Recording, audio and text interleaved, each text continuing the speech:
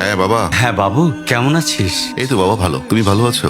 শরীর ভালো, তবে তোকে খুব মনে পড়ছে। ঈদে কি বাড়ি আসবি না? ঈদে বাড়ি আসবো কিনা বলতে পারছি না বাবা।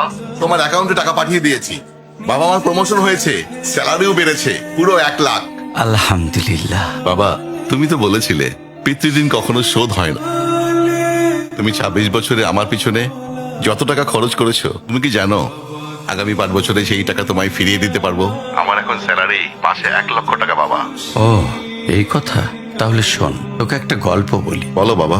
তোর বয়স যখন 4, তখন আমার বেতন 3000 টাকা। 1200 টাকা ঘর ভাড়া দিয়ে 1800 টাকায় চলে সংসার। আমি আমার সাধ্যমতো সারা জীবন চেষ্টা করেছি তোর মাকে সুখী করতে, প্রতি ঈদে কোরবানি দিতে। তোকে যেবার প্রথম স্কুলে ভর্তি করালাম, সেবারই প্রথম আমরা আমাদের কোরবানি দিতে পারিনি। সে বছর তোর মাকেও কোনো উপহার দিতে পারিনি। তুই যখন ভার্সিটিতে উঠলি, আমাদের অবস্থা তখন মোটামুটি ভালো, কিন্তু খুব কষ্ট হয়ে গিয়েছিল যখন আমার ট্রান্সফার হয়। রোজ রোজ বাসে চড়ে, পায়ে হেঁটে, ঘামে ভিজে খুব দুর্বিষহ লাগছিল।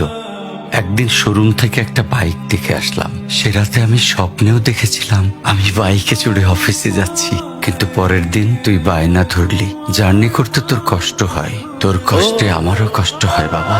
আমি বাইকটা তোকে কিনে দিয়েছিলাম। তুই এখন লাখ টাকা বেতন পাচ্ছিস, কিন্তু মনে করে দেখ, আমার সামান্য মাইনে দিয়ে ব্র্যান্ড নিউ মোবাইলে হেডফোন কানে লাগিয়ে সারা রাত গান শুনেছিস, পিকনিক করেছিস, ট্যুর করেছিস। তোর প্রতিটা দিন ছিল স্বপ্নের মতন। আর তোর টাকা নিয়ে আমি এখন হার্টের বাইপাস করাই, ডায়াবেটিক মাপাই। জানিস বাবা, আমার মাছ খাওয়া নিষেধ, মাংস খাওয়া নিষেধ। কি করে এত টাকা খরচ করি বল? তোর টাকা নিয়ে তাই আমি কল্পনার হাট বসাই। সেই হাটে আমি বাইক চালিয়ে সারা শহর ঘুরে বেড়াই, বন্ধুদের নিয়ে সিনেমা দেখতে যাই, তোর মার হাত ধরে চাঁদনি পশরে সেন্ট মার্টিনের বালুচরে হেঁটে বেড়াই। চুপ করো বাবা প্লিজ, আমি তোমার কাছে চলে আসবো। তোমার টাকা না, আমি তোমার ভালোবাসা তোমায় ফিরিয়ে দিব বাবা।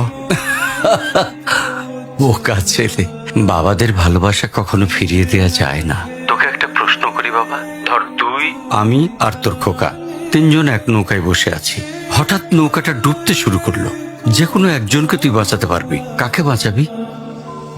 উত্তর দিতে হবে না। ছেলেরা বাবা হয়, বাবারা কখনো ছেলে হতে পারে না। পৃথিবীতে সবচেয়ে ভারী জিনিস কি জানিস? পিতার কাঁধে পুত্রের লাশ। আমি শুধু জায়নামাজে বসে একটা জিনিস চাই, আমার কবরের ঘরটায় যেন আমি আমার ছেলের কাঁধে চড়ে যাই। তাহলেই তুই একটা ঋণ শোধ করতে পারবি, তোকে কোলে নেয়ার ঋণ।